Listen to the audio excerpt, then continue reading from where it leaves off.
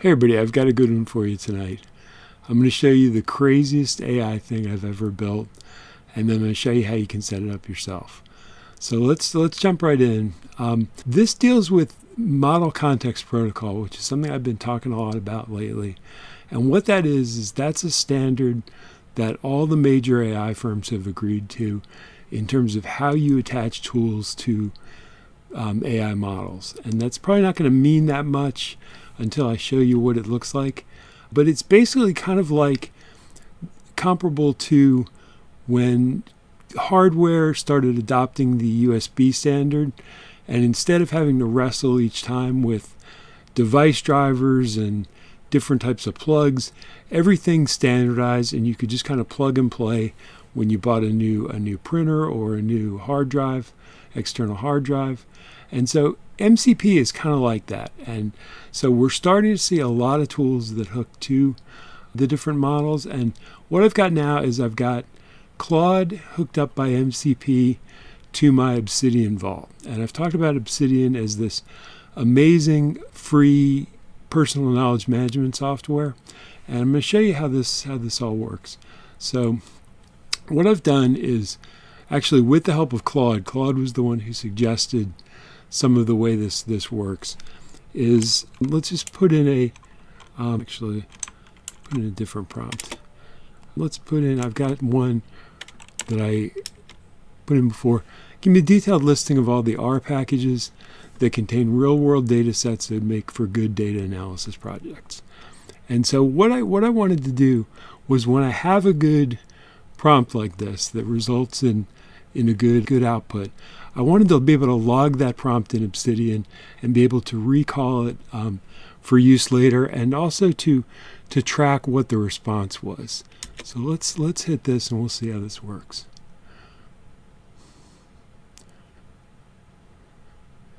So it's coming through with a number of suggestions for different packages that will work well for, say, portfolio projects or content projects that you present online. And so at the end of every output, I've now got it instructed to say, do you want me to log the previous prompt for you? I'm going to say yes on this one. So I just hit Y. And now it's going to go through and it's going to create a log. But first, what it does is MCP asks you for approval. So it gives you the option. And this is largely a security measure. And so what it's doing now is it's going through, and per the instructions I've given it in the custom instructions, it's using a template that I've specified. It's going through and it's creating a log of that prompt for me. And it called it R packages data sets, and then it's got some additional information I'll show you. So it says, do you want me to log the previous prompt for you? And that's just this prompt. So we're going to say no.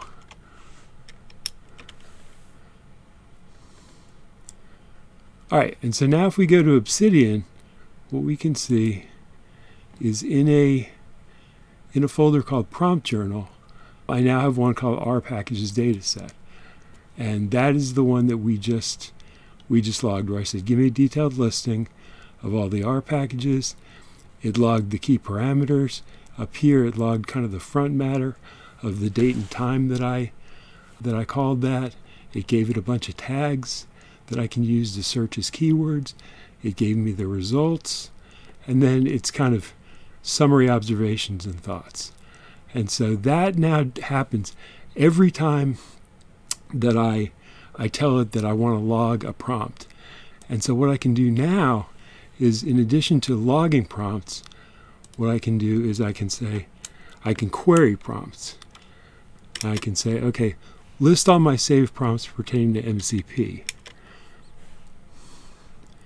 And now it's going to call that same MCP tool, and I just say allow, and it's going to do a search through my vault, and it should come up here with all the prompts I've saved related to MCP.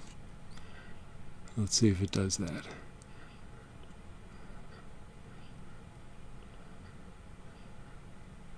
here we go.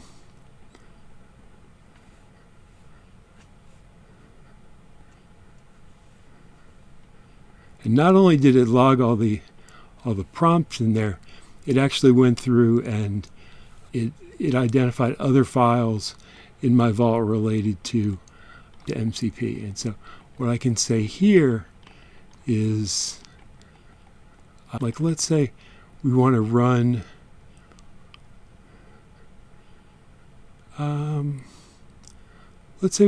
prompt number 2 again. So we can say no here, that we don't want to log this prompt. And then it'll say, okay, what do you want to do next? Whoop. Usage limit reached. Your limit will reset at 10 o'clock. So I've already done so much on Claude that it shut me down for the night. But that should give you a good sense of what the MCP tool does. And then I'll just show you briefly how to set it up. It's really pretty straightforward. That there's a guy named Marcus Funstein who has a GitHub repo called MCP Obsidian, and you just go to that. You can fork it to your own repo, and what it's got here in the README is just the directions for how you set this up. And what you have to do first is you have to set up a REST API in your Obsidian Vault, and that's just done through the community plugins. There's a plugin for that, and you just configure that according to the directions, and then you just add this config to your server. So in this case, I'm using the Claude desktop. You can't use the web version; you have to use the desktop version. But in the desktop version, it's got a settings, and I can show you here. So if we go up here and we just say File, Settings, and then if we click on that, it'll just say Developer. And I don't want to do it because it's going to reveal some confidential information. But if I click there, it'll then give me a place to paste in the configuration information that it provides here, and then just putting in the Obsidian, your API key, your Obsidian host, and then it just gives you just some basic information about the REST API plugin. So it's a little bit of work to set up, but once you set it up, it is just nuts what you can do with it. And there's a whole bunch of other MCP servers you can set up in similar ways to do these very specific tasks.